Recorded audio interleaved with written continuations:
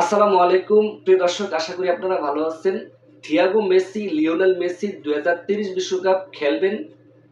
আসলে কি এটা যৌক্তিক না অযৌক্তিক কমেন্ট সেকশনে জানিয়ে দিবেন। দেখুন, লিওনেল মেসি এই মুহূর্তে অবসরের ঘোষণা দিতেছে না এবং আমরা বিভিন্ন গণমাধ্যম থেকে শুনতে পেরেছি এবং আমরা রিয়াসাত আজিম ভাই থেকে শুনতে পেরেছি, বিভিন্ন সোর্সের মাধ্যমে শুনতে পেরেছি লিওনেল মেসি এই মুহূর্তে আনুষ্ঠানিকভাবে কোনো রকম অবসর ঘোষণা দিচ্ছে না। যদি অবসর ঘোষণা লিওনেল মেসি না দেয় তাহলে CR7 এই মুহূর্তে অবসর দিয়ে দিছে এবং কি নেইমার অবসর ঘোষণার জন্য প্রস্তুতি নিচ্ছে। তাহলে তারাও কি আবার 2030 বিশ্বকাপ খেলবেন? হ্যাঁ, অবশ্যই খেলতে পারেন।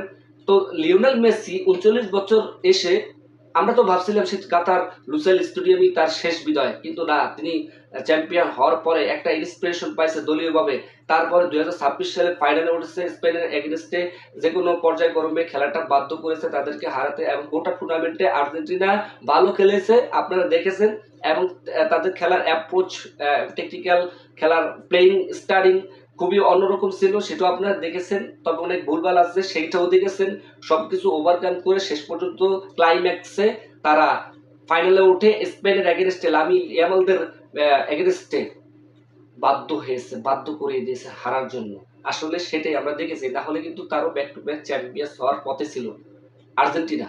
তো লিওনেল মেসি 2030 বিশ্বকাপ খেলবেন, যেহেতু লিওনেল মেসির দেশ আর্জেন্টিনা এই মুহূর্তে বাছাই পর্বে লাগবে না, 6 দেশ মিলে আয়োজন করবে 100 বছর শতপূর্তি উপলক্ষে ফিফা। সেই 6 দলের ভিতরে স্পেন, মরক্কো, পর্তুগাল, ইউরোপের এবং আফ্রিকা মহাদেশের একটি মরক্কো, দেন লাতিন আমেরিকার ভিতরে 3 শক্তি হচ্ছে প্যারাগুয়ে, উরুগুয়ে, দেন আর্জেন্টিনা। সেই হিসেবে আর্জেন্টিনা বাছাই পর্বে লাগবে না। আমার মনে হয় প্রেসার রিলিজ হলো এবং লিওনেল মেসি আনুষ্ঠানিকভাবে এর জন্য ঘোষণা আনে না, এবং ঘোষণা আনে না তার ছেলের জন্য থিয়াগো মেসি এই মুহূর্তে আসল টপিক হচ্ছে এটা, যে থিয়াগো মেসি এই মুহূর্তে তিনি ইন্টার মায়ামির আন্ডার 15 খেলে, মানে 14 থেকে 15 খেলে। লিওনেল মেসির ছেলে থিয়াগো মেসির বয়স হচ্ছে 13 বছর এবং আগামী 2030 সালে তার বয়স থাকবে পুরোপুরিভাবে 18 বছর। এবং এই 18 বছর একবার গ্রহণযোগ্যতা পায় একটা খেলোয়াড় যেভাবে প্লে দেন। লিওনেল মেসিও ছিলেন 18 বছর গেল, তিনি মানে জাতীয় টিমে চান্স পাইছেন। এবং এই থিয়াগো মেসি তার দলের মানে ইন্টার মায়ামির কীর্তি কি দেখেন, আটলান্টা ইউনাইটেডের সাথে 12টি গোল হয়েছে, 12-0 তারা জিতছে ইন্টার মায়ামিয়া যুব দল। সেইখানটায় 11 গোল হচ্ছে লিওনেল মেসির ছেলে থিয়াগো মেসির।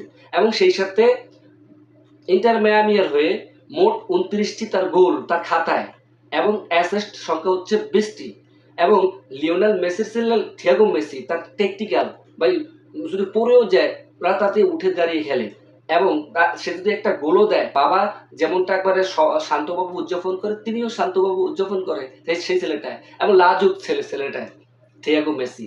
আসলে ভাই অনেক সময়ের ব্যাপার, তার জন্য আলোচনা আসতে হলে অবশ্যই ভালো করতে হবে এবং যুব দলের হয়ে, জাতীয় টিমের হয়ে সবকিছু বাধা বিপত্তি পেরিয়ে অবশ্যই জাতীয় দলে সাইন করতে হবে।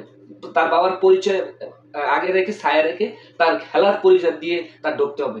তাহলে লিওনেল মেসি দেন 2030 বিশ্বকাপ আর্জেন্টিনার লিওনেল মেসি দেন থিয়াগো মেসি একসাথে দেখা যেতে পারে। খাতায় করবে লিখে রাখেন আমার এই ভিডিওটি, সেটাই আমরা আশা করি। আর এটা যদি হয়, এক অনন্য ইতিহাস হয়ে উঠবে লিওনেল মেসির টানা 7ম বারের মতো বিশ্বকাপ খেলুড়ে। এবং সেই সাথে তার ছেলেও মাঠে ধাপিয়ে বেড়ায়, বাবা ছেলে বাপকা বেটা চিপাই গাল করা। লিওনেল মেসির জন্য শুভকামনা থাকবে সেই সাথে থিয়াগো মেসির জন্য এবং আগামীর প্রজন্মের থিয়াগো মেসির জন্য শুভকামনা থাকবে। That's all.